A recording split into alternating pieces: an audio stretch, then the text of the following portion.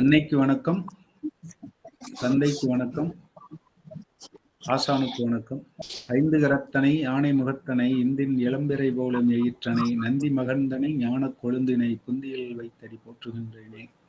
அஞ்சு முகம் தோன்றில் ஆறு முகம் தோன்றும் வெஞ்சமரில் அஞ்சனளவேன் தோன்றும் இஞ்சில் ஒருகால் நினைக்கின் இருகாலும் தோன்றும் முருகா முருகா முருகா என்று ஓதுவார். வாழ்க வளமுடன். அதாவது நாமயோகம் அப்படின்ற ஐயா வணக்கம். வணக்கம் ஐயா, வாழ்க வளமுடன். எல்லாருக்கும் வணக்கம். வணக்கம் சார். வணக்கம். நாமயோகம் அப்படின்றது சூரியனுடைய பாகை. சூரியனுடைய பாகை அப்படின்னா அந்த ராசியில 30 டிகிரிக்குள்ள கொடுத்திருக்க பாகையை எடுக்கக்கூடாது. அஸ்வினி 0 டிகிரியில இருந்து சூரியனுடைய பாகை பிளஸ் அதே அஸ்வினி 0ல இருந்து சந்திரனுடைய பாகை ரெண்டையும் கூட்டணும்னா, உதாரணத்துக்கு சூரியன் 91 டிகிரி இருக்கார், சந்திரன் ஒரு 32 டிகிரி இருக்காருன்னு வச்சுக்குவோம், சிம்பிளா மனக்கணக்கா போடுற மாதிரி. அப்போ 120 சில்லற வந்துடும், 123 வந்துடுதா. சிம்மம்னா அப்போ 9வது நட்சத்திரம். மக நட்சத்திரம் இல்ல, அங்க நட்சத்திரத்தை எடுக்கக்கூடாது, 9வது நாமயோகத்தை எடுத்துக்கணும். 9வது நட்சத்திரம் அப்படின்னா 9வது நாமயோகம். இதுதான் நாமயோகம். அந்த நாமயோகம் சூலம் சார். சரி, அந்த நாமயோக புள்ளியில இருந்து 93 டிகிரி 20 கலை கூட்டினீங்கன்னா எந்த நட்சத்திரத்துல விழுதோ அந்த நட்சத்திரம் யோகி நட்சத்திரம் அல்லது யோகி புள்ளி.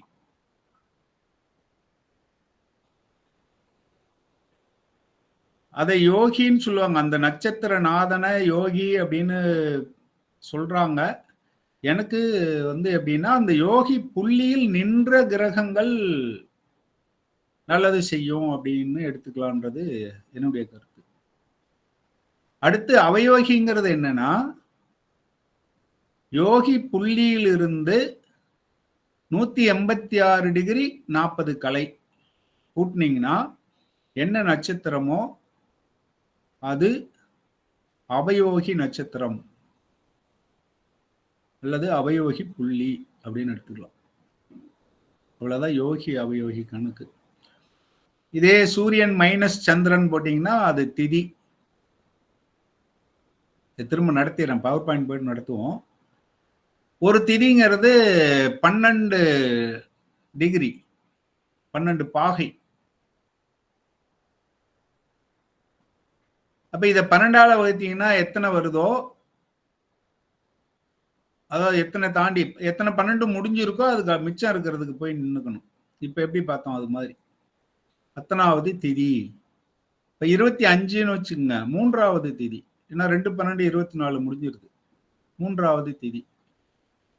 36ன்னா தான் யோசிக்கணும், ஏன்னா 3வது திதி முடியுது, 4வது திதி ஆரம்பிக்குது. அப்படி வரும், எங்கேயாவது கொஞ்சம் தள்ளி இருக்கும், அந்த மாதிரி வச்சுக்கலாம். இந்த திதியில் பாதி கரணம், அது பார்த்துக்கலாம். சரி, இப்ப நம்ம பலன் சொல்லுதல், ஜாதகம் பலன், இதுல லக்னம் பலன் அப்படின்னா லக்னத்தினுடைய ராசி காரகங்களை எடுத்துக்கணும். அடுத்து அந்த லக்ன அதிபதி எங்க போய் நிக்கிறார் அப்படின்னு பார்க்கணும். இன்னும் இதுக்கு முன்னாடி கூட சொல்ல போனா அந்த லக்னாதிபதி எங்க உச்சமடைகிறார், எங்க நீசமடைகிறார் அப்படிங்கிறத வச்சு பலன் எடுக்கலாம். கரெக்டா இருக்கணும். செக் பண்ண சொன்னேன், செக் பண்ணீங்க. செக் பண்ணிட்டு நீங்க எஸ் சொன்னீங்கன்னா அது மற்றவர்களுக்கு ஒரு ஊக்கமா இருக்கும். ஏன்னா ஜோதிடம் தெரிஞ்சவங்க இருக்கீங்க, அப்போ புதுசா கத்துக்கிறவங்களுக்கு அது ஒரு நம்பிக்கையை கொடுக்கும்.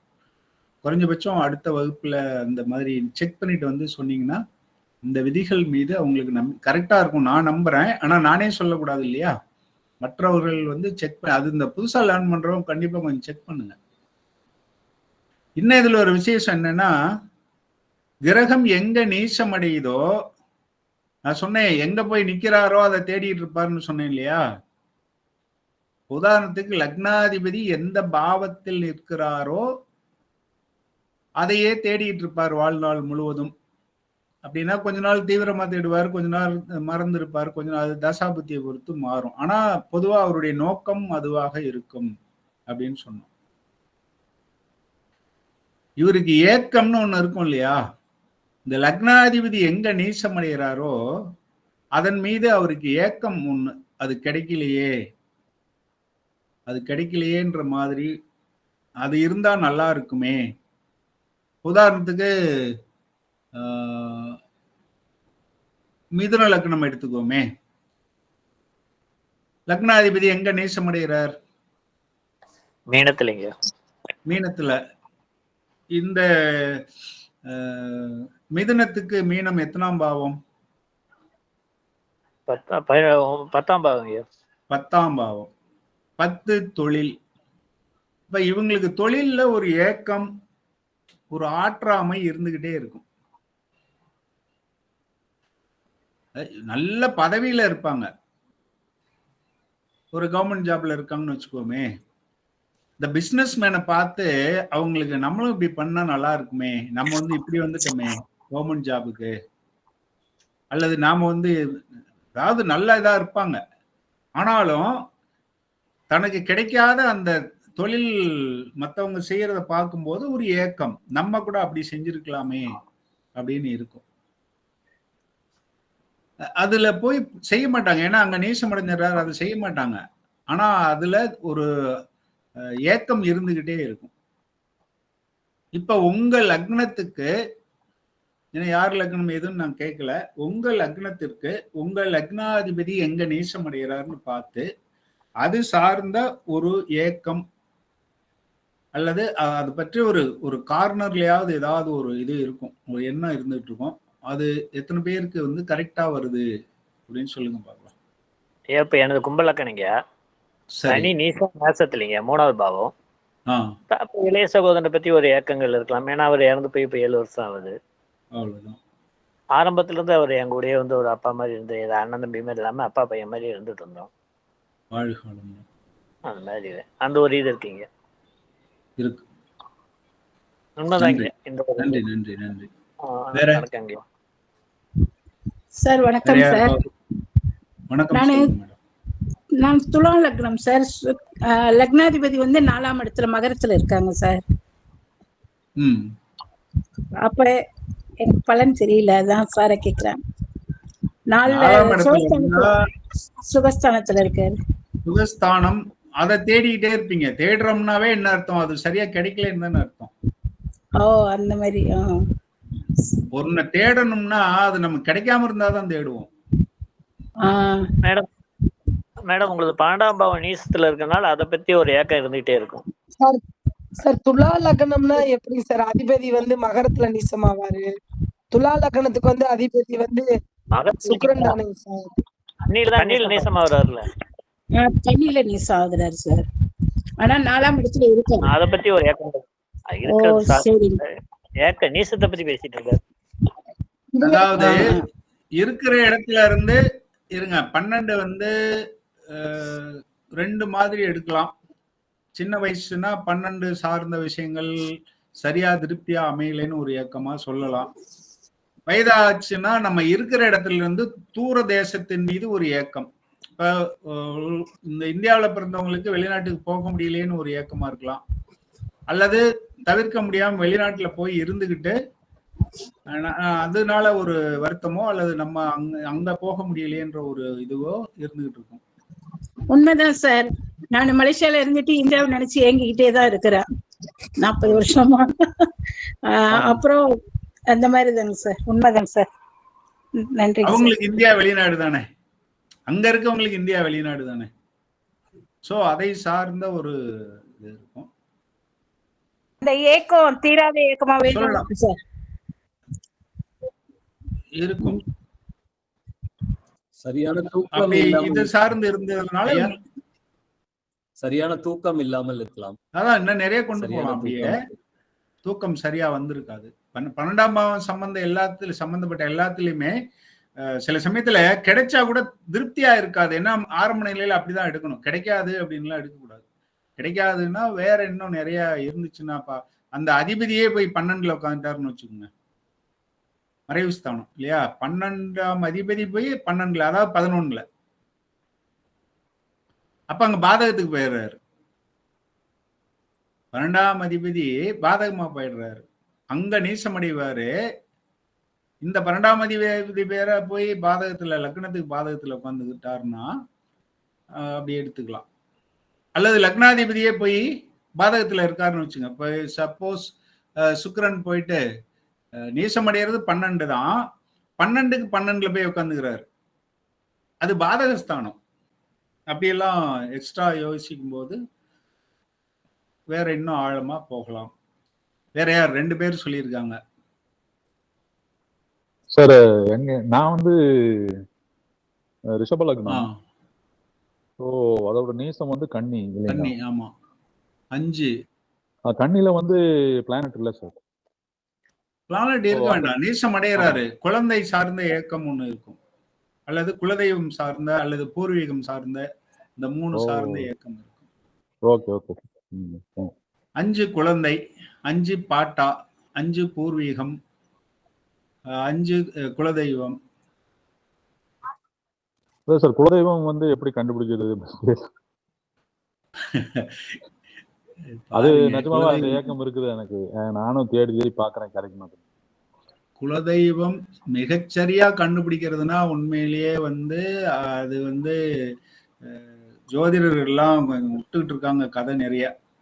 நானும் சொல்லித்தரேன். இப்போ நீங்க கேட்டுட்டீங்க, குலதெய்வம் கண்டுபிடிக்கிறது சொல்லி கொடுத்துட்றேன். ஓரளவுக்கு சொல்லலாம், ஜோதிடத்துல வந்து ஓரளவுக்கு சொல்லலாம். அதுக்கு மேல போனீங்கன்னா பிரசன்னத்துல இதுக்கு வந்து அஷ்டமங்கல பிரசன்னம் அல்லது தேவ பிரசன்னம், இந்த வகையில தான் சரியாக கண்டுபிடிக்க முடியும்.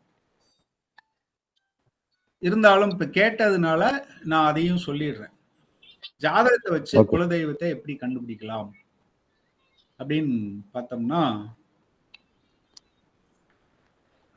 நம்ம ஜாதகம் இதுல 5, 9, 2மே குலதெய்வத்தை குறிக்கும். ஏன்னா 5 பாட்டா, அவருக்கு மட்டும் சாமி குலதெய்வம் தானே. அல்லது அங்க சரியா எடுக்க முடியலைன்னா 9க்கு போயிடலாம். சிலர் 5 மட்டும் சொல்லுவாங்க, சிலர் 9 மட்டும் சொல்லுவாங்க. ஏன்னா அப்பா இருக்காரு அப்படிங்கிறப்ப அவருக்கு முன்னாடி தலைமுறையை தான் நம்ம குலதெய்வமா எடுத்துக்கணுங்கிறதுனால 5 தான் அதிகபட்சம் குலதெய்வம் பாட்டாங்கிறதுனால. இப்ப 5ஆம் வீட்டுடைய 5வது வீடு, 5ஆம் பாவம் இப்ப கடகமா இருக்குன்னு வச்சுங்க. 5ஆம் பாவம் கடகமா இருக்குன்னா, அல்லது ஒரு நீர் ராசியா இருந்ததுன்னா, உங்க இதையே சொல்லுங்க சார், எடுப்போம். 5 உங்களுக்கு வந்து ஃப்ரீ தான். கன்னியா? ஆமா, பிளானட் இல்ல அங்க. 5 கன்னிங்கிறப்போ ஒரு எப்படி இருக்கும்னா, வயல்வெளிகள், சமதளங்கள், விவசாய நிலங்கள் உள்ள பகுதியில அந்த கோயில் இருக்கணும். நார்மலா ஒரு பெண் தெய்வமா, ஏன்னா கன்னின்னு வர்றதுனால பெண் தெய்வமா இருக்கிறதுக்கு வாய்ப்பு இருக்கு. அப்படியெல்லாம் எடுத்துக்கணும். அங்க கிரகம் இல்லைங்கிறதுனாலதான் இப்போ உங்களுக்கு அந்த குலதெய்வம் எதுன்னு கொஞ்சம் சந்தேகத்துல இருக்கு. ஆமா சார், அதுக்கான புதன் வந்து சிம்மத்துல இருக்கு சார். புதன் சிம்மத்துல இருக்கார். அப்போ குலதெய்வம் அதாவது தன்னுடைய வீட்டுக்கு 12க்கு போயிட்டாரு இல்லையா, அப்போ குலதெய்வம் மறைஞ்சிருக்கு. ஓ, ஓகே ஓகே. மறைஞ்சிருக்கு, தெரியாம இருக்கு. ஏன்னா தன்னுடைய வீட்டுக்கு 12ல போயிடுச்சு அது. இப்ப 9 எடுங்க. 9லயும் ஃப்ரீ சார், அங்கேயும் பிளானட் இல்ல, சனி. பிளானட் இல்ல. அந்த சனி வந்து லக்னத்துல உட்கார்ந்துருக்கு. 9ஆம் அதிபதி லக்னத்துல இருக்கார். சனினா காவல் தெய்வம் தான் சொல்லணும். அதுக்கு முருகன் எடுத்துக்கலாமா சார்? ராசி வந்து எனக்கு விருச்சிக ராசி. ஆக்சுவலா குலதெய்வம் வந்து சில பேரு சிவன், முருகன் இதெல்லாம் சொல்றாங்க. குலதெய்வம்ங்கிறது அது அல்ல. குலதெய்வத்தினுடைய உண்மையான டெபினிஷன் என்னன்னா, நம்ம மூத்த மூத்த மூத்த மூத்த தலைமுறையில நம்ம குடும்பத்திற்காக அப்ப இருந்த நம்ம மூதாதையர்களுக்காக ஏதோ ஒரு வகையில தியாகம் பண்ணவங்கதான். அவங்கதான் குலதெய்வம். அதாவது நம்ம தலைமுறையில பிறந்து இறந்து போடுறாங்க இல்லையா, அவங்கள வந்து பட்டவனோ அல்லது வீட்டு சாமி அப்படின்னோ சொல்றோம். அவங்க எல்லாம் சும்மா வந்தாங்க போனாங்க. ஆனா இந்த சந்ததிக்காக எதையோ ஒன்ன சாதிச்சு அவங்களுக்காகவே நடுகள் அப்படின்லாம் சொல்றாங்க இல்லையா, அந்த மாதிரி அந்த தலைமுறைக்காக ஏதாவது ஒன்ன வந்து அந்த அந்த குடும்பம்னு இருக்கும். அவங்க ஒரு 100 பேர் அல்லது ஒரு 200 பேர் கூட ஒரு தலைமுறை இதா இருக்கலாம். அவங்களுக்காக ஏதோ ஒரு வகையில தியாகம் பண்ணி அந்த குடும்பத்தை காப்பதற்காக தன் உயிரை கொடுத்தவர்கள் தான் குலதெய்வம். அதுதான் உண்மையான இதா சொல்லலாம். அப்படி குலதெய்வம் தெரியல அப்படிங்கிற பட்சத்துல 5ஆம் அதிபதி யாரோ அது சார்ந்த தெய்வத்தை வணங்கலாம். அப்போ நீங்க என்னன்னா பெருமாள் தரை நிலையில இருக்கிற, ஏன்னா பெருமாள்னா எங்க இருக்காரு அப்படின்னு பார்க்கணும்.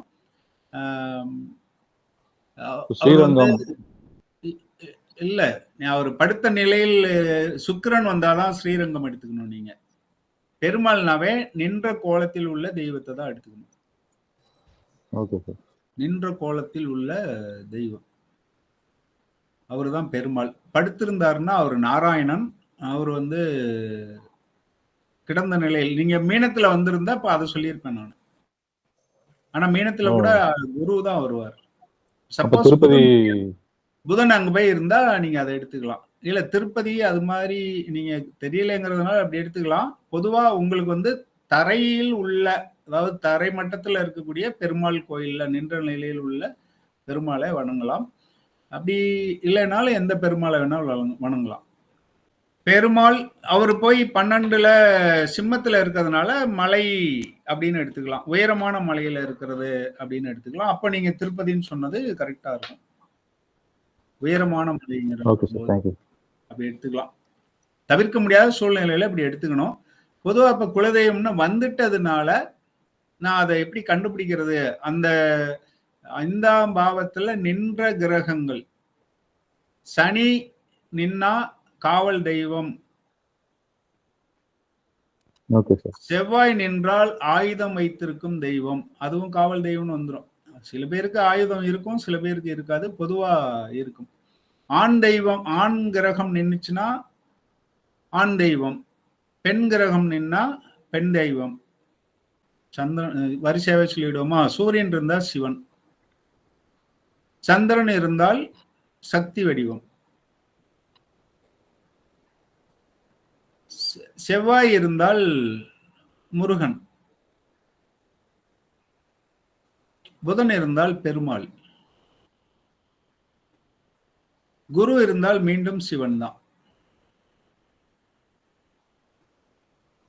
ஆனா அந்த சிவனுக்கும் இந்த சிவனுக்கும் வித்தியாசம் உண்டு. சூரியனுக்கும் இவருக்கு என்னன்னா ஒரு தட்சிணாமூர்த்தி மாதிரி கொஞ்சம் சாந்தமான இது. சூரியன்னா உக்கிரமான சிவன், இவருக்கு சாந்தமா இருக்கும்.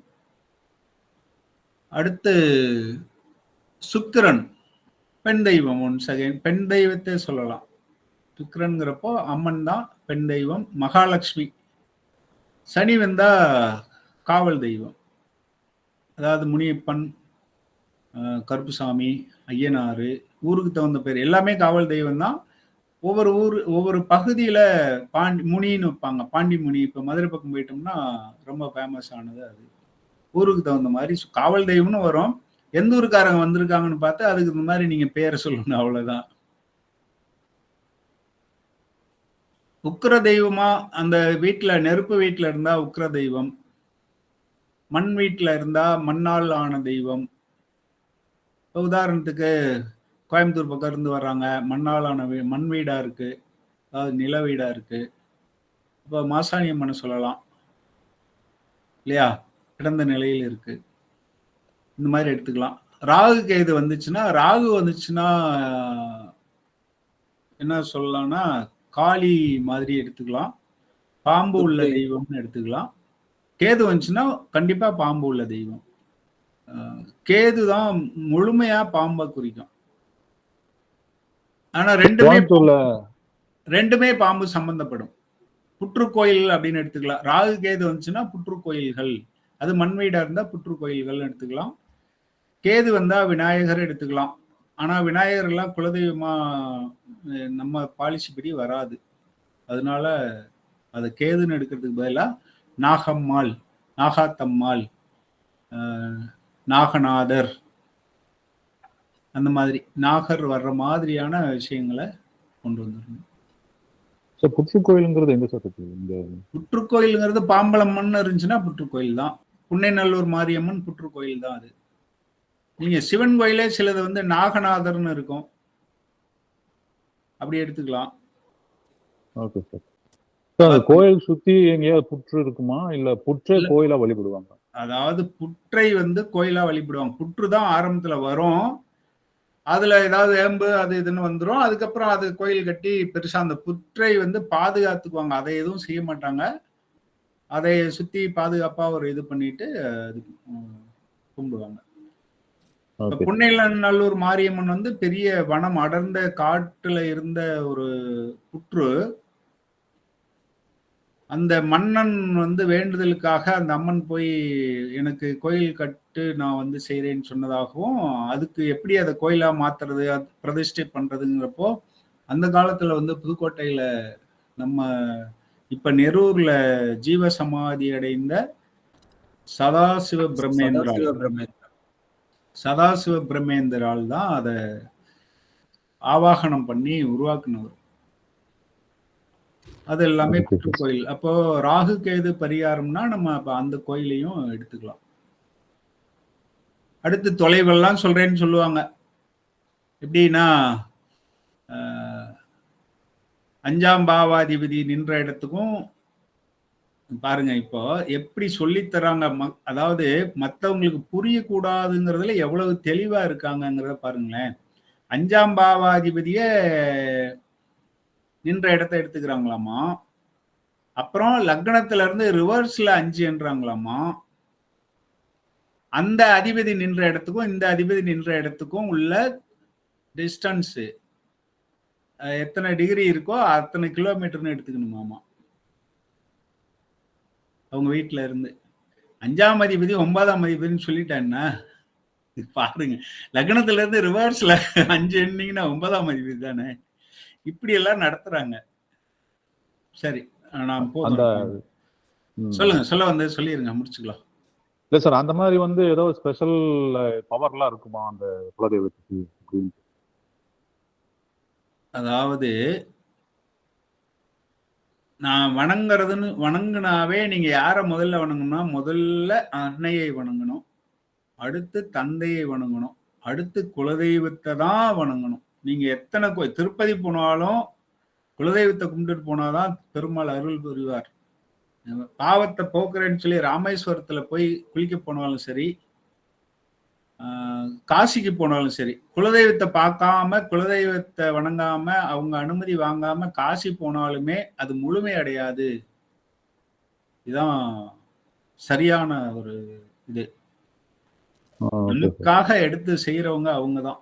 எதை செஞ்சாலும் நீங்க கோயிலுக்கு போனாலும் எவ்வளவு பெரிய அது கோயிலா இருந்தாலும் சரி, குலதெய்வத்துக்கிட்ட போயிட்டு அவங்க அனுமதியை வாங்கிட்டு அதுக்கப்புறம் போறதுதான் சரியான முறை.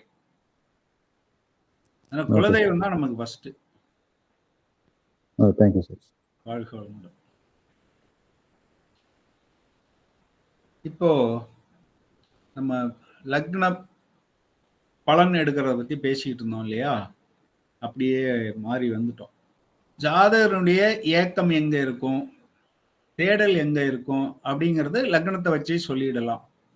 இப்போ ஒவ்வொரு லக்னத்துக்கும் இது பொருந்துதான்னு வந்து சொல்லும் போதுதான் நான் எனக்கு இன்னும் நிறைய விஷயங்களை கொடுக்கணும்னு ஒரு ஆர்வம் வரும். அதனால செக் பண்ணி அடுத்த கிளாஸ்லயாவது சொல்லுங்க. ஆமா சார், இல்லைன்னா இல்லைன்னு சொல்லுங்க, அதுக்கு ரீசன் கண்டுபிடிப்போம். ஏன்னா உங்களுக்கு நிறைய விஷயம் கிடைக்கும். இல்லைன்னு சொன்னா நான் ரொம்ப சந்தோஷப்படுவேன். சார் இல்லைன்னு சொன்னா வருத்தப்படுவேன் யாரும் சொல்ல வேண்டாம். சார் எனக்கு பொருந்தலை சார் அப்படின்னீங்கன்னா அதற்கான விடையை அடுத்த அப்படி கிடைக்கும், புது விதி கிடைக்கும். இந்த இடத்துலயே ஒரு விஷயத்தை சொல்லிடுறேன். எந்த விதி இருந்தாலும் அந்த விதி பொருந்தலைன்னா விதி தவறுன்னு நினைக்கக்கூடாது. ஜோதிடத்துல முக்கியமா கவனிக்க வேண்டிய விதி என்னன்னா, ஒரு விதி பொருந்தலைன்னா அந்த விதி தவறு என்று நினைக்க கூடாது. அப்போ இந்த விதிக்கு என்ன விதிவிலக்கு உள்ளது அப்படின்னு சொல்லி தேடணும். உதாரணத்திற்கு நாடி வகுப்பு படிக்கும்போது ஒரு மாதிரி ஜாதகம் போட்டாங்க. அதுல எப்படி இருந்துச்சுன்னா, அந்த நாடியில ராகுக்கு இடம் கொடுத்தவனும் கேதுக்கு இடம் கொடுத்தவனும் சேர்ந்தா அந்த பாவ காரகம் கிடைக்காது அப்படின்னு நாடியில ஒரு விதி. ராகுக்கு இடம் கொடுத்தவன்னா யாரு? இப்ப 2ல் ராகு இருக்குன்னு வச்சுங்க. அப்ப 2ஆம் அதிபதி ராகுக்கு இடம் கொடுத்தவன்னு அர்த்தம். அப்ப 8ல கேது இருக்கும் இல்லையா? அப்ப 2ஆம் அதிபதியும் 8ஆம் அதிபதியும் சேர்ந்து ஒரு இடத்துல இருக்கக்கூடாது. அப்படி இருந்ததுன்னா அது அந்த பாவம் பாதிக்கும் அப்படின்ட்டு. இந்த உதாரண ஜாதகம் ஒண்ணு எடுத்து பார்த்தோம்னா, அதுல கல்வி ஸ்தானத்துல 4ஆம் பாவத்துல இவங்க 2 பேரும் சேர்ந்து இருக்காங்க. கல்வியே வரக்கூடாது. அப்புறம் 10ஆம் அதிபதி தொடர்பு வருது. அப்ப தொழிலும் வரக்கூடாது. ஆனா அந்த ஜாதகரை விசாரிச்சு பாக்குறப்போ அவங்க எம்டி கவர்மெண்ட் டாக்டர். எப்படி சார் இது? இப்ப அந்த நாடி விதி தவறு இல்ல, சுக்கிரன் அங்க இருக்கு. சுக்கிரனும் குரு மாதிரி தானே. சுக்கிரன் ஒரு சுபகிரகம் தான். சுக்கிரன் இருக்கிற இடம் அது சுபமடையும். சுக்கிரன் இருந்ததுனால அந்த பாவ இது நீங்கி அது இல்லாம சந்திரனுடைய பார்வை, வளர்பிறை சந்திரன், வளர்பிறைனா பௌர்ணமிக்கு நெருங்குறாரு. பௌர்ணமிக்கு நெருங்குற வளர்பிறை சந்திரன், அந்த இதையும் சொல்லிடுறேன். சந்திர கேந்திரங்கள் அப்படின்னு ஒரு பாயிண்ட் குறிச்சுங்க. ஏன்னா இதெல்லாம் ஞாபகம் வரும்போது சொன்னதான், என்ன எழுதி வச்சுக்கலாம் நடத்துறது இல்லை.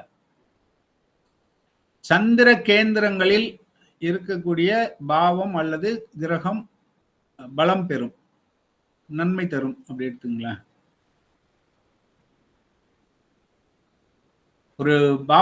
ஒரு பாவாதிபதி பாதிக்கப்பட்டிருக்கார், ஆனா கேந்திரத்துல சந்திரன் இருக்காருன்னு வச்சுக்கோங்க. இவரு கேந்திரத்துல இருந்தாலும் சந்திரனுக்கு இவரு கேந்திரத்துல இருந்தாலும் ஒன்னாதான் வரும் இல்லையா? சந்திர கேந்திரங்களில் இருந்தா அந்த பாதிப்பு நீங்கிடும். குரு பார்வை மாதிரி அது. சந்திரனுக்கு கேந்திரத்தில் இந்த கிரகம் இருந்தாலோ, இந்த கிரகத்துக்கு கேந்திரத்துல சந்திரன் இருந்தாலோ, அப்படி வச்சுங்களேன், சரியா தானே வரும். எண்ணி பாருங்க. அங்கிட்ட திரும்ப 1 4 7 10 தான் வரும். இங்க இருந்து 7 வந்துச்சுன்னா அங்க இருந்து 7 வந்துடும். இங்க இருந்து 4 வந்துச்சுன்னா அங்க இருந்து 10 வந்துடும். இங்க இருந்து 10 வந்துச்சுன்னா அந்த பக்கம் இருந்து 4 வந்துடும். சுக்கிரன் சேர்ந்து இருந்தா அதே மாதிரி. என்ன மேடம்? தேய்பிரை சந்திரனா இருந்தா? தேய்பிரை சந்திரன் அவ்வளவு தரமாட்டார். சாம்பிள் மாதிரி இருக்குங்களா சார்? இது கட்டத்துக்காக சரியா புரிய மாட்டேங்குது. புரியலையா? இந்த வரேன்,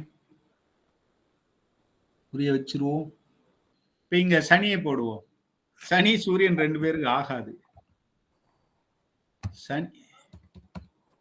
சனி இருக்கார்.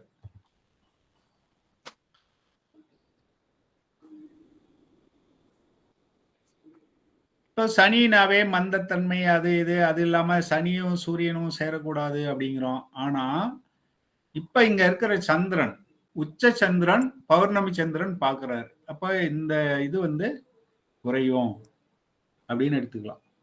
சப்போஸ் இங்க செவ்வாய் இங்க இருக்காரு,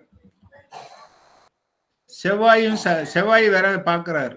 அப்ப அந்த பாவம் ரொம்ப பாதிக்கும். ஏன்னா சனி இருக்காரு, அந்த சனிய செவ்வாய் வேற பாக்குறாரு அப்படிங்கிறப்போ பாதிப்பு ரொம்ப வரும். ஆனா பௌர்ணமி சந்திரன் பாக்குறதுனால அது குறையும் அப்படின்னு எடுத்துக்கலாம். 1 4 7 10 இப்படி இவங்க இருந்தாங்கன்னா, சந்திரன் இருந்தாருன்னா அந்த பாதிப்பு குறையும். அதாவது குரு பார்வைக்கு சமமானது அப்படின்னு எடுத்துக்கணும்.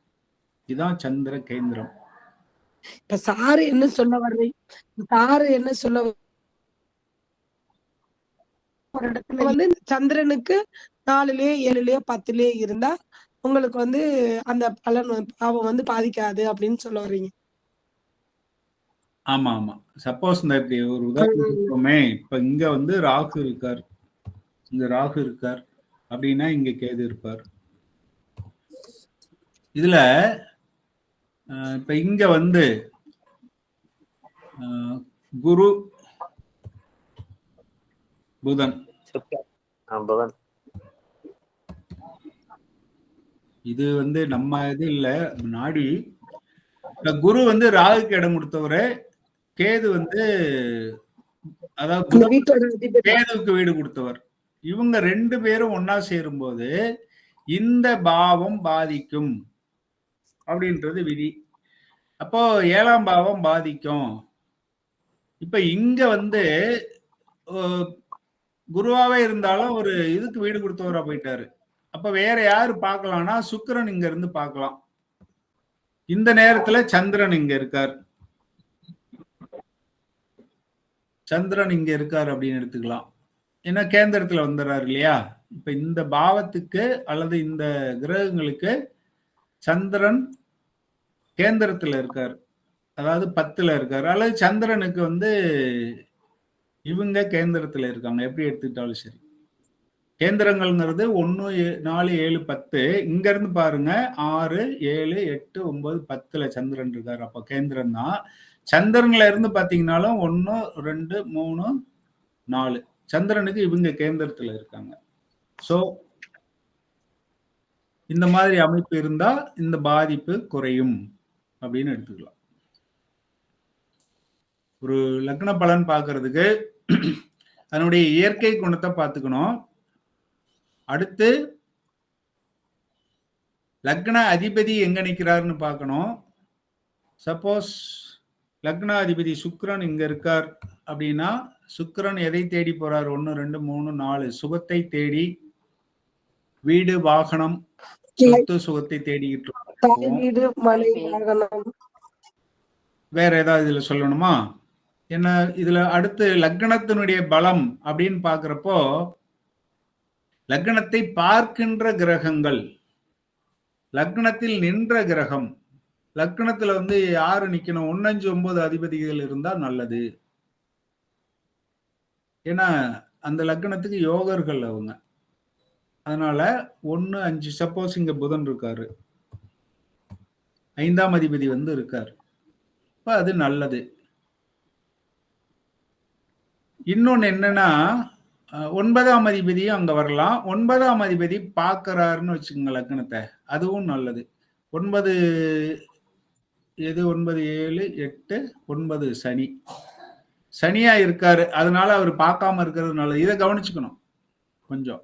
9ஆம் அதிபதியாகவே இருந்தாலும் சனிதான், அதனால அவர் பார்க்காம இருக்கிறது நல்லது. குரு வந்துச்சுன்னா சார் என்னங்க? சனிக்கு அந்த மகரத்துல குரு வந்துச்சுன்னா, மகரத்துல குரு வந்தா பிரச்சனை இல்லை. குரு வந்து பாக்குறாரு தானே, குரு வந்து 5ஆம் பார்வையா பார்ப்பாரு, அதனால குரு பார்க்கலாம். ஆனா இங்க சொல்லுங்க, இப்ப குரு இங்க வந்திருக்கார் சார், அங்க குருக்கு வந்து நீசம் இல்லைங்க சார். அப்ப அவருடைய பார்வை கம்மியா இருக்குமா இல்ல எப்படிங்க சார்? கம்மியா தான் இருக்கும். அது செய்வாரு. நேத்திக்கு சொன்ன மாதிரிதான், ஒரு பாதிப்போட, ஒரு அவமானத்தோட அல்லது குறைச்சலா அந்த மாதிரி எடுத்துக்கணும். செய்வார். நீசம் அடைஞ்சிட்டாங்கன்னா குறைச்சல் அப்படின்னு தான் எடுத்துக்கணும், பவர் இல்லைன்னு எடுத்துக்கூடாது. 8ல நின்று பாக்குறாங்கன்னா யோசிக்கணும். 9ல தான் நிக்கிறார், அதனால பிரச்சனை இல்லை. சார் ஒரு கொஸ்டின் சார், இப்போ இந்த 12 கடத்துல வந்து ஒருத்தனுக்கு வந்து எல்லா பிளானட்ஸும் நீசத்துல போய் நிக்குதுன்னு வைங்களேன். சுக்கிரன் வந்து கன்னிக்கு வந்துடுறாரு, குரு வந்து இப்ப இருக்கிற இடத்துல இருக்காரு, இந்த மாதிரி எல்லாமே நீசமாயிருச்சுன்னா அந்த மாதிரி இருக்கக்கூடிய ஒரு பர்சனாலிட்டி ஒண்ணும் இல்லாம இருப்பாங்க. அப்படியெல்லாம் கிடையாது. நான் அதுதான் நீசம்னா இல்லைன்னு அர்த்தம் இல்ல, போதுமான அளவு அப்படின்னு சொல்லியிருக்கேன். இன்னொன்னு எல்லா கிரகமும் நீசம் ஆக முடியாது, அது வேற. ரொம்ப ரொம்ப வாய்ப்பு குறைச்சல். சிலர் நீசமான நல்லது தானே. இப்ப 8ஆம் அதிபதி நீசமாகிறார், நல்லது தானே. எல்லா கிரகமும் உச்சத்திலையும் இருக்கக்கூடாது, எல்லா கிரகமும் நீச்சத்திலையும் இருக்கக்கூடாது. சிலது நீசம் அடையணும், சிலது உச்சம் அடையணும். எல்லாமே நீசமா இருந்தா சில நன்மை நடக்கும். ஏன்னா எது தவறோ அது நீசமாயி போச்சுன்னா அதுவும் ஒரு நன்மையா தானே முடியும். அதனால சில கிரகங்கள் நீசம் அடையணும், சில கிரகங்கள் உச்சம் அடையணும், இதெல்லாம் வரணும். இப்ப திரும்ப ஒரு விஷயத்தை ஞாபகப்படுத்துறேன். இந்த 1, 4, 7, 10 வந்து நம்ம என்ன சொன்னோம் முன்னாடியே, திக்பலம்னு ஒரு விஷயம் சொல்லியிருக்கோம். திக்பலம் அதை குறிச்சுக்குங்க. இப்ப லக்னாதிபதியோ வேற யாரோ திக்பலம் அடைஞ்சாங்கன்னா அது நல்லது. அப்போ ஜாதகத்தை எடுத்த உடனே என்ன பார்க்கணும், முதல்ல நம்ம என்ன சொன்னோம், லக்னம் எப்படி இருக்கு இதை குறிச்சுக்குங்க. லக்னம் வந்து அவர் பிறந்தப்ப குடும்ப சூழல் அல்லது திருமணம் வரையிலும் இருக்கக்கூடிய குடும்ப சூழலை சொல்லும். லக்னத்தினுடைய அமைப்பு அவர் ஜாதகர் பிறக்கும் போது இருந்த குடும்ப சூழலை சொல்லும், அவங்க ஆரம்ப நிலையை சொல்லும். லக்னாதிபதியினுடைய நிலை என்ன சொல்லும்னா, அவருடைய முயற்சியினால அல்லது குடும்பம் அமைந்த பிறகு அல்லது தனி குடித்தனம் போன பிறகு அவர் எப்படி இருப்பாரு அப்படிங்கிறத சொல்லும். இதை வச்சுக்கிட்டு நம்ம இப்ப உதாரண ஜாதகம் கொடுத்தா நம்ம அதை கன்ஃபார்ம் பண்ணலாம். திருமணமான பின்னாடி அப்படியாங்க சார்? தனியா போறார் அப்படின்னு வச்சுக்கோங்களேன், இண்டிபெண்டா போயிடுறாரு. சில பேருக்கு திருமணம் ஆகாமே இருக்கும், அப்ப நம்ம எப்படி சொல்ல முடியும்? பொதுவா திருமணம் ஆச்சுன்னா அவரு சுய சம்பாத்தியம் அப்படின்னு வரும் இல்லையா? அப்ப அதுக்கு வயசு எதுவும் இருக்காங்க சார்? இல்ல வேலை கிடைச்ச பிற்பாடு இல்ல கிடையாது. அவங்க எப்ப பொறுப்பு எடுத்துக்கிறாங்களோ அப்ப குடும்ப பொறுப்பை அவங்க எடுத்ததுக்கு அப்புறம் குடும்பம் வளருமா வளராதா, இவரு தனியா அக்கௌண்ட் பார்க்க ஆரம்பிக்கிறாரு அப்போ அப்படின்னு எடுத்துக்கலாம். திருமணத்துக்கு பிறகு அப்படின்னு பொதுவா சொல்லிட முடியாது இல்லையா? சில பேர் திருமணம் ஆகாமலே இருப்பாங்க, சாதிச்சிருப்பாங்க. இப்ப நம்ம அப்துல் கலாமுக்கெல்லாம் எப்படி எடுத்துக்க முடியும்? அப்படி எடுத்துக்க முடியாது இல்லையா? சம்பாதிக்க ஆரம்பிக்கிறப்ப நீங்க வேலைக்கு போனாங்கன்னு சொல்றீங்க இல்லையா? அந்த மாதிரி அவரு ஒரு இண்டிபெண்டன்ட் மேன் அப்படின்னு தனி பெயர் அவருக்கு வருது அப்போ, அல்லது குடும்பத்துல இருந்து அவரு தனியா தலையெடுத்து அப்படிம்பாங்கல்ல, அவரு தலையெடுத்து நல்லா அந்த குடும்பம் அப்படிம்பாங்க. அவருக்குன்னு ஒரு இண்டிவிஜுவாலிட்டி வந்ததுக்கு அப்புறம் இருக்கக்கூடிய நிலைமையை சொல்லக்கூடியது லக்ன அதிபதி. அப்ப எப்படி பலன் பார்க்கணும்? இப்ப லக்னம் வந்து கெட்டு போச்சுன்னா என்ன சார், அதுக்கு டெபினிஷன் சொல்லணும்ல. பொதுவா கெட்டு போச்சுன்னு சொல்லிடுறேன், அதுக்கப்புறமா அதை பத்தி சொல்லுவோம். லக்னம் நல்லா இல்லை, ஆனா லக்னாதிபதி போய் நல்லா இடத்துல இருக்காரு, பார்வை சேர்க்கையெல்லாம் நல்லா இருக்கு. அப்ப என்ன ஆகும்? அவர் பிறக்கும் போது குடும்ப சூழ்நிலை சரியில்லை, குடும்பம் கஷ்டத்துல இருந்திருக்கு அப்படின்னு எடுத்துக்கலாம். ஏழ்மையில இருந்திருக்கு, அது கஷ்டமா, சில பேருக்கு வசதி இருந்து கஷ்டப்பட்டுக்கிட்டு இருப்பாங்க, அது வேற. ஏழ்மை இருக்கும், சந்தோஷமா இருப்பாங்க, அது பார்க்கணும். லக்னம் நல்லா இருந்து லக்னாதிபதி நல்ல இடத்துல இல்லைன்னா, நல்ல குடும்பத்துல பிறந்து இவரு வந்து எல்லாத்தையும் அழிச்சிட்டு வீணா போயிட்டாருன்னு அர்த்தம். லக்னம் மோசமா இருந்து இவரு லக்னாதிபதி போய் நல்லா அமைஞ்சா, இவரு பிறக்கும் போது குடும்பம் சரியில்லை, சரியான சூழ்நிலையில இல்லை, இவரு பிறந்து பொறுப்பெடுத்து குடும்பத்தை நல்லா கொண்டு வந்திருக்கார் அப்படின்னு அர்த்தம். அப்படி எடுத்துக்கணும். இப்ப சரியில்லைன்னா என்ன? லக்னத்துல பாவ கிரகங்கள் இருக்கிறது, 8ஆம் அதிபதி இருக்கிறது, பாவ கிரகங்கள் பார்க்கிறது, அந்த மாதிரி இருந்துச்சுன்னா அது சரியில்லை, லக்னம் கெட்டு போச்சு அப்படின்னு சொல்லுவோம். இன்னொரு இது யோகம், பாவ கர்த்தாரி யோகம் அப்படின்னு ஒண்ணு இருக்கு, முக்கியமானது. இதை பார்த்துக்கலாம். பாவ கர்த்தாரி அல்லது கர்த்தரின்னு சில பேர் சொல்லுவாங்க. என்னன்னா, லக்னத்துக்கு முன்னும் பின்னும் பாவ கிரகங்கள் இருக்கிறது. உதாரணத்துக்கு இங்க கேது இருக்கு, இங்க வந்து சனி இருக்கார். இப்ப லக்னத்துக்கு முன்னாடியும் கேது இருக்கு, பின்னாடி போனீங்கன்னா சனி ஒரு பாவ கிரகம் இருக்கு. அப்போ அவங்க சூழ்நிலை வந்து ரொம்ப குடும்பம் சிரமப்பட்டுக்கிட்டு இருந்திருக்கும். அவங்களால முன்னாடியும் போக முடியல, பின்னாடியும் போக முடியல அப்படின்ற மாதிரி ஒரு நிலைமை இருக்கும். குடும்பம் அந்த ஜாதகம் பிறக்கும்போது குடும்பம் அப்படி இருந்திருக்கும். சரி, இப்போ லக்னாதிபதிக்கு பின்னாடி குரு இருக்காரு, முன்னாடி பௌர்ணமி சந்திரன் இருக்கார். அப்போ இவர் வந்து சுப கர்த்தாரி யோகத்துல இருக்காருன்னு சொல்லணும். இந்த மாதிரி இருந்தா இது ஒரு யோகம். 2 சுபர்களுக்கு இடையில ஒரு கிரகம் இருந்தா அந்த கிரகம் சுபத்தன்மை பெற்றுள்ளது. எதனாலனா இது எப்படின்னு வந்து புரிஞ்சுக்குங்க. இது ப்ரொக்ரஷன்ல வர்றப்போ நல்ல கிரகம், அவரு ப்ரொக்ரஷன்ல வந்து இவரை தொடுவார். இவரு ப்ரொக்ரஷன்ல போய் இந்த நல்ல கிரகத்தை தொடுவார். அப்ப எப்படி வந்தாலும் இங்க வந்து நன்மை நடக்கும். 2-12 இருந்தா ஏன் சுபகர்த்தாரி யோகம் அப்படின்னு வந்து எங்கேயும் இருக்காது, யாரும் சொல்லியிருக்க மாட்டாங்க. இதுதான் அதுக்கு பொருள். சரி, அப்போ லக்னம் நல்லா இருக்கான்னு பார்க்கணும், லக்ன அதிபதி நல்லா இருக்காரான்னு பார்க்கணும். இதுக்கு இந்த யோகம் இருந்தால் நம்ம அதை பார்க்கலாம். அதே மாதிரி அவர் போய் தொடப்போட கிரகம் பாவ கிரகமா இருக்கக்கூடாது. 2 பக்கமும் பாவ கிரகம் இருந்தா இந்த யோகத்தை சொல்றோம், பாவகர்த்தரின்னு சொல்றோம். முன்னாடி போய் தொட போறது கூட கேதுவாகவோ அல்லது ராகுவாகவோ அல்லது 8ஆம் அதிபதியாகவோ இருக்கக்கூடாது அப்படின்னு எடுத்துக்கணும். சார் நீங்க இப்ப சுக்கிரன் வந்து நின்ற வீடு வந்து பலம் பெறும்னு சொன்னீங்கல்ல, அதே மாதிரி குரு நின்றா அந்த வீடு கெடும்னு சொல்றாங்க சார், அது உண்மையாங்க சார்?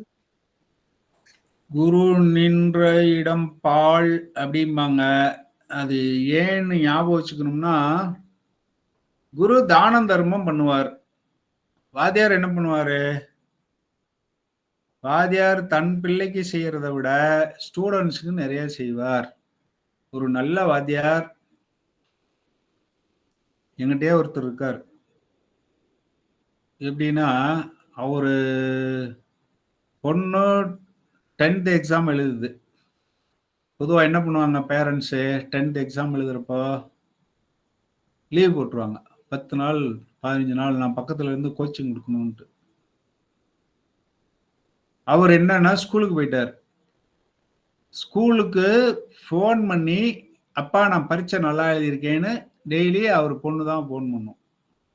இவர் ஸ்கூல் வேலையை பார்த்துக்கிட்டு ஹெச்எம் லீவ் போட்டு போயிடுவாங்க. ஹெட்மாஸ்டர் வந்து அவங்க குழந்தை பரீட்சை எழுது நான் லீவ் போடுறேன்னு போயிடுவாங்க. இவர் தான் அடுத்து சீனியர், அதனால ஸ்கூலை பொறுப்பை பார்த்துக்கிட்டு ரொம்ப பொறுப்பாக இருப்பார்.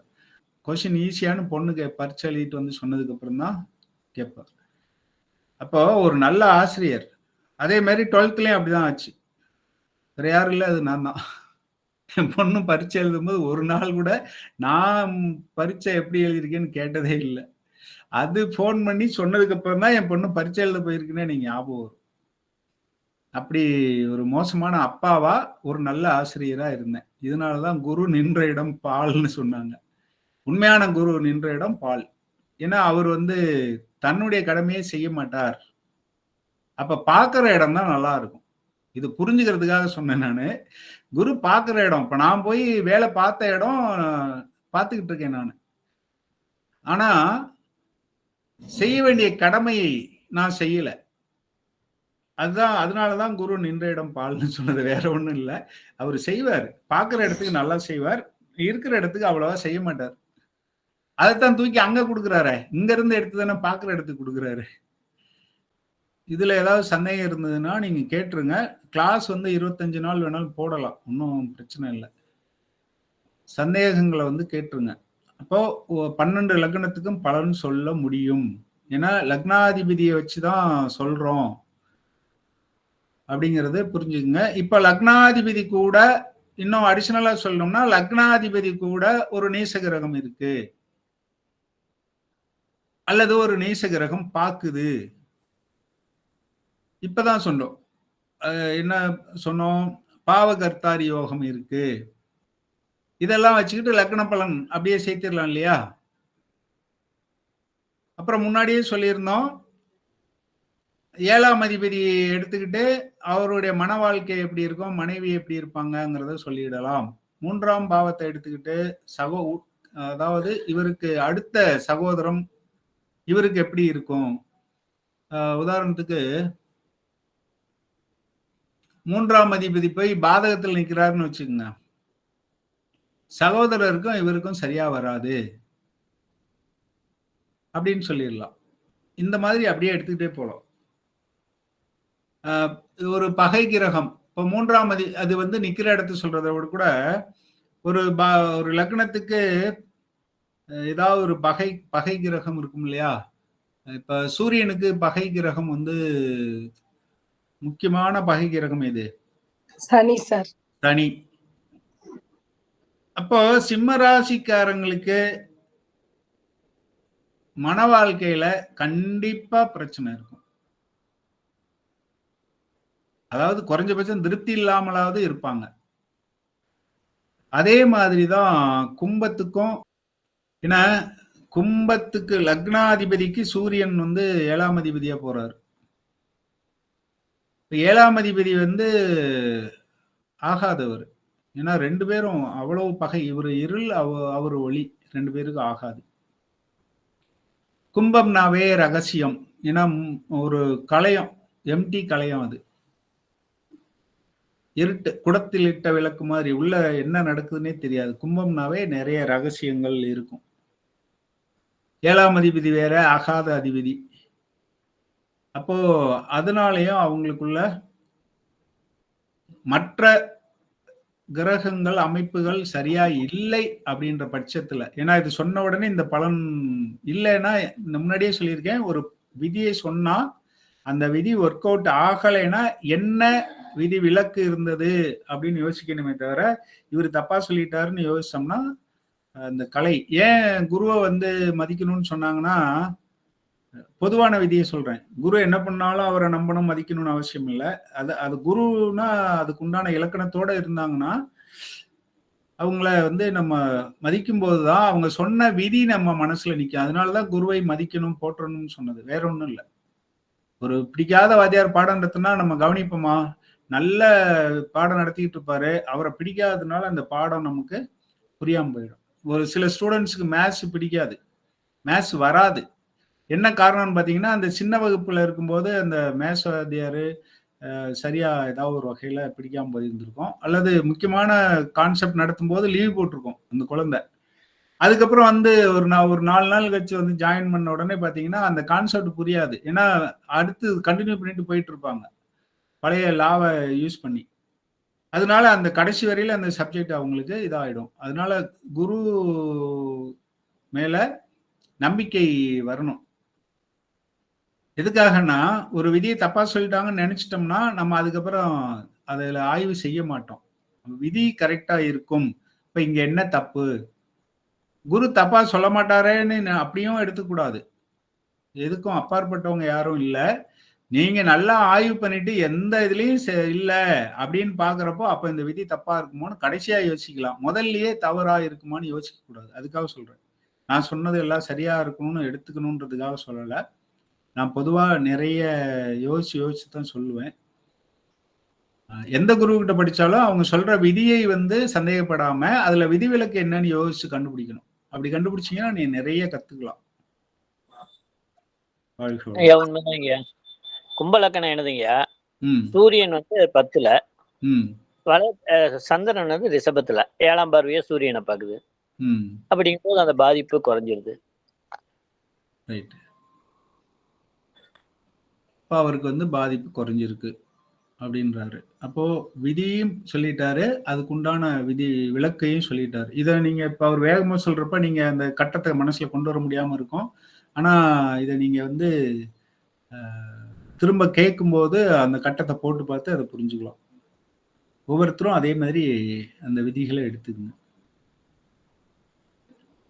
அடுத்து பலன் சொல்றதுக்கு இப்ப லக்னத்தை புரிஞ்சுக்கிறதுக்கு சொல்லிட்டேன். சிலது வந்து அதான் என்னென்ன சொன்னோம், ஒரு லக்னத்தை பத்தி பார்க்கணும் அப்படின்னா லக்னத்துல உச்சகிரகம் இருந்தால் லக்னம் பலம். லக்னத்துக்கு முன்னும் பின்னும் அதாவது 2-12 சுபகிரகங்கள் இருந்தால் லக்னம் பலம். லக்னத்தில் சுபகிரகம் இருந்தால் அல்லது ஒளி கிரகம் இருந்தால் பலம். ஒளி கிரகம்ன்றது சூரியன் வந்து பார்த்துக்கணும். சூரியன் வந்து ஒரு வகையில நல்லது செய்வாரு, அதனால தீமையும் வரும். சூரியன் மட்டும், மற்ற இதனால வராது. அப்போ பலம் அல்லது நன்மை அப்படின்னு எடுத்துக்கிறோம். பார்வை அடுத்து, பார்வை வந்து சுபகிரக பார்வை இருந்துச்சுன்னா லக்னம் பலம் அப்படின்னு எடுத்துக்கலாம். லக்னத்துக்கு போய் சேர்க்கை சொல்ல முடியாது இல்லையா? லக்னத்துக்கு சேர்க்கைங்கிறதா 2-12 எடுத்துக்கிறோம், முன்னாடியும் பின்னாடியும் இருக்கிறத வச்சு. அடுத்து லக்னாதிபதிக்கு இதே மாதிரி தான். லக்னாதிபதி நின்ற இடம், இதை எப்படி எல்லாம் எடுக்கணும்னா அவரு பகை வீட்டுல போய் இருக்காரா, நட்பு வீட்டுல இருக்காரான்னு பார்க்கணும். நட்பு பகை ஒவ்வொருத்தரும் ஒண்ணு சொல்லுவாங்க. நான் சொன்ன மாதிரி இந்த அணியை மட்டும் வச்சுக்கோங்க போதும். குரு அணி சுக்கிர அணி மட்டும் வச்சுக்கிட்டு பாருங்க. அதுக்கு மேல ரொம்ப துல்லியமாலாம் நம்ம பார்க்க வேண்டாம். அதுலயும் சில இப்ப குரு சுக்கிரன் வந்து விதிவிலக்கு கொடுக்கலாம், செவ்வாய் சுக்கிரன் விதிவிலக்கு கொடுக்கலாம்னு சொல்லியிருக்கேன். அந்த மாதிரி எடுத்துக்கிட்டு பாருங்க, ஓரளவுக்கு போதும். இப்போ பகை வீட்டுல இருக்காரா, நட்பு வீட்டுல இருக்காரா, உச்சத்துல இருக்காரா, நீசத்துல இருக்காரா? அப்போ நட்பு, பகை, திக்பலம், உச்சம், நீசம், இதெல்லாம் பார்த்துக்கணும் கிரகத்தை பார்க்கும்போது. இதுலயே இப்போ லக்னாதிபதி சனி, ஒரு பாவ கிரகம் லக்னாதிபதியா வர்றாரு. இவருக்கு வந்து கொஞ்சம் வித்தியாசமா எடுக்கணும். மகரம் கும்பம் இருக்கு, லக்னாதிபதி சனி ஆயிடுறாரு. இவர் லக்னாதிபதியாகவே இருந்தாலும் உச்சமடையாமல் இருக்கிறது நல்லது. அது எப்படி சார் லக்னாதிபதி உச்சமடையாம இருந்தா நல்லதா? ஆமா, ஏன்னா அவரு உச்சமடைஞ்சா சனி அவருடைய காரகத்தை செய்வார். அப்ப எப்படி அவர் வந்து பலம் வேற மாதிரி, திக்பலம். திக்பலம் திக்பலம் சனி எங்க திக்பலம்? 7 திக்பலம். சூப்பர். இது இப்போ ஒரு விதி கரெக்டா எனக்கு ஞாபகம் வருது. லக்னாதிபதி தன் வீட்டை பார்த்தால் நன்று, நல்லது. அதை குறிச்சுங்க. எந்த அதிபதியா இருந்தாலும் அந்த அதிபதி தன் வீட்டை பார்த்தார்னா நல்லது, நன்மை. இப்ப பாருங்க, சனி உச்சம் அடையாமல் 7ல இருந்தார்னா அவரு திக்பலம் அடைகிறாரு, தன் வீட்டையும் பார்க்கிறாரு. இந்த மாதிரி இருந்தா பாவ கிரகங்களுக்கு இந்த மாதிரி அமையணும். இப்ப செவ்வாய் இருக்கு, செவ்வாய்க்கும் எப்படி இருந்தா நல்லது? அது கூட ஒரு கொஞ்சம் பாவ கிரகம் தான். ஏன்னா செவ்வாய் உச்சமாச்சுன்னா மேஷராசிக்காரங்களுக்கு, மேஷம் நெருப்பு, செவ்வாய் நெருப்பு, அதுவும் போய் உச்சம் அடைஞ்சதுன்னா நல்ல சண்டைக்காரரா இருப்பார்.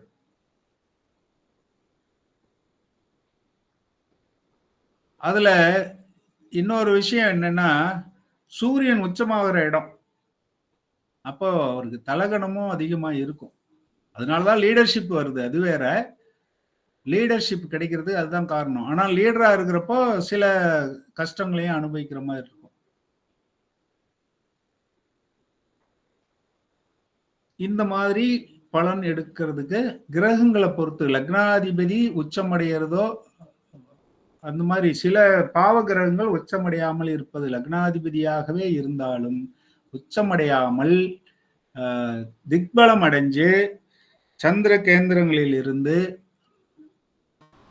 குரு பார்வை பெற்று இந்த மாதிரி எல்லாம் இருக்கிறது நல்லது. அடுத்து நீச வக்ரம்.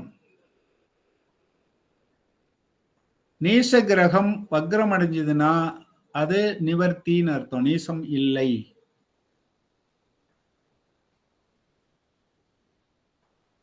நீசம் என்பது பொதுவாக ஒரு கிரகம் குறிப்பிட்ட ராசியில் வரும்போது தன்னுடைய பலத்தை இழக்குது, அதாவது பலம் குறைகிறது அப்படிங்கிற அர்த்தத்துல தான் நீசம்னு சொல்றாங்க. அப்ப நீசம் என்பது ஒரு பொது பலன். ஆனா நம்ம வக்ரம் என்பதை என்ன பார்த்தோம்? பூமிக்கு அருகில் வரும்போதுதான் வக்ரம் நடக்கும். அதாவது பொதுவா மற்ற 360 டிகிரில அது சுத்துறதை விட பூமிக்கு அருகில் வரும்போதுதான் வக்ரம் அடையும் அப்படிங்கிறத நம்ம படம் போட்டு காட்டணும். ஏன்னா பூமியும் செவ்வாயையும் வச்சுட்டு நம்ம படம் போட்டு காட்டும் போது பாத்தீங்கன்னா ரெண்டும் பக்கம் பக்கமா இருக்கு. இதே பூமிக்கு சூரியனுக்கு ஆப்போசிட் சைட்ல போயிருந்துச்சுன்னா அப்ப வக்ரம் வராது. அப்போ வக்ரம் அடையுதுனாவே பூமிக்கு அருகில் வருதுன்னு அர்த்தம். அப்ப என்னதான் அது பொதுவாக ஒளித்தன்மைக்கு அந்த ஆகர்ஷண சக்தி குறைவா இருந்தாலும் பூமிக்கு பக்கத்துல வர்றதுனால, இப்போ ஒரு டார்ச் லைட்டு இப்ப பவர் கம்மியா இருக்கு, ஆனா பக்கத்துல வந்து அடிக்கும்போது தூரத்துல இருந்து பவர்ஃபுல்லான லைட் அடிக்கிறதுக்கும் பக்கத்துல வந்து ஒரு பவர் குறைஞ்ச லைட் அடிக்கிறதுக்கும் ஒரே பலன் தான் இருக்கும் இல்லையா? ஒரு ஸ்ட்ரீட் லைட்டு 100 வாட்ஸ் போட்டு மேல உயரத்துல இருக்கிறதுக்கும் கையில வந்து செல்போன்ல இருக்கிற லைட் அடிக்கிறதுக்கும், கையில இருக்க செல்போனே பவர் அதிகமா இருக்கும் தெரியுமா? பக்கத்துல வச்சு பார்க்கறதுனால நம்ம புக்கை படிக்கிறதுக்கு போதும். ஸோ நீசம் வந்து இப்படிதான். நீசம் வக்ரம் அடையும் போது அது நீசத்தன்மையை இழந்துரும். நல்லபடியா எடுத்துக்கலாம். நன்றி. இது சொன்னது வரையிலும் மட்டும் ஏதாவது சந்தேகம் இருந்தா கேட்டுக்குங்க. நான் தொகுத்து வரிசையான்னு வரல, என்னென்ன பார்க்கணுமோ எல்லாத்தையுமே ஞாபகம் எல்லாம் சொல்லிட்டு வந்துட்டு இருக்கிறேன். ஏன்னா ஒரு நோட்ஸ் மாதிரி வராது, ஆனா குறிப்பு எதை எழுதிக்கணுமோ அதை சொல்லிட்டேன்.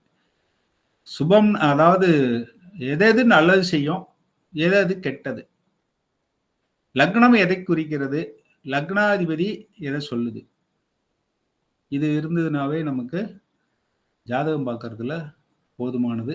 இதுக்கு மேல இன்னும் நாளைக்கு வந்து 6ஆம் அதிபதி 8ஆம் அதிபதி இதை பத்தி சொல்லிட்டோம்னா ஆய்வு ஜாதகத்தை போட்டு நம்ம பலன் எடுக்க ஆரம்பிச்சிடலாம்.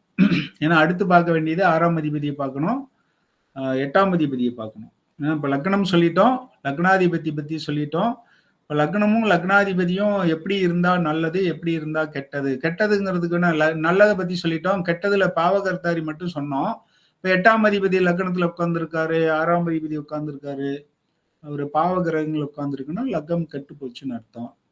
அதே மாதிரி லக்னாதிபதி கூட 8ஆம் அதிபதி 6ஆம் அதிபதி பாவ கிரகங்கள் இதெல்லாம் இருந்துச்சுன்னா அவரு கெட்டு போயிட்டாருன்னு அர்த்தம். அல்லது இவரு போய் 8ல 6ல உட்காந்துட்டாருன்னா கொஞ்சம் கொஞ்சம் கெட்டிருக்காரு.